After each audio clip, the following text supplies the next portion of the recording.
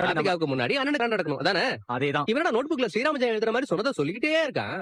விடுண்ணா சொல்லிட்டு எந்த திடீர்னு நடந்துருச்சுன்னா சந்தோஷம் தானே. அப்படி சொல்றான். சரி இப்போ நமக்கு ரெஸ்பாண்ட் பண்ண பொண்ணு கிட்ட எப்போ மீட் பண்ணலாம்னு கேட்கவா? கேளுங்க இவன் சொன்ன மாதிரி நம்ம அண்ணனுக்கு சீக்கிரமா கல்யாணம் பண்ணியே ஆகணும். எப்பவும் இப்படிதாங்க ஆரம்பிப்போம். ஆரம்பிச்சு ஒரு பொண்ணு செட் ஆகலன்னதும் அடுத்த பொண்ணை பார்க்க தயங்கி உட்காந்துருவோம். இப்படி எத்தனை வருஷம் போயிடுச்சு.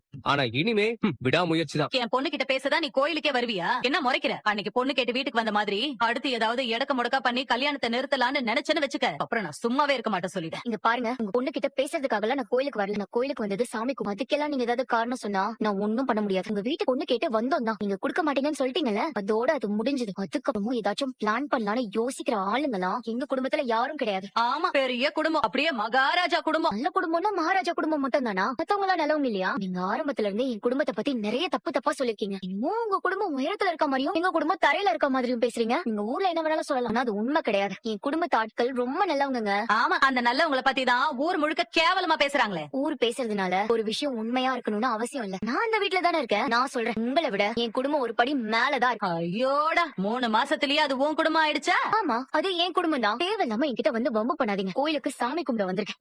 பொழுது போலனா வேற எங்கேயாச்சும் போய் சண்டை போடுங்க. என்கிட்ட வந்து சண்டை போடுற வேலையெல்லாம் வேண்டாம். சண்டை போட்டா என்னடி பண்ணுவ? என்ன செய்வீங்க? இப்ப போன் போட்டா கூட 4 பேரும் கிளம்பி வருவாங்க. அப்புறம் உங்களுக்கு தான் பிரச்சனை. ஆமா, அந்த தடி பசங்களை பார்த்துதான் அப்படியே நான் பயந்துகிட்டு இருக்கேன். ஓவியா வந்துட்டே வாடி, கண்டவகிட்ட எல்லாம் பேச்சு வச்சுக்காத.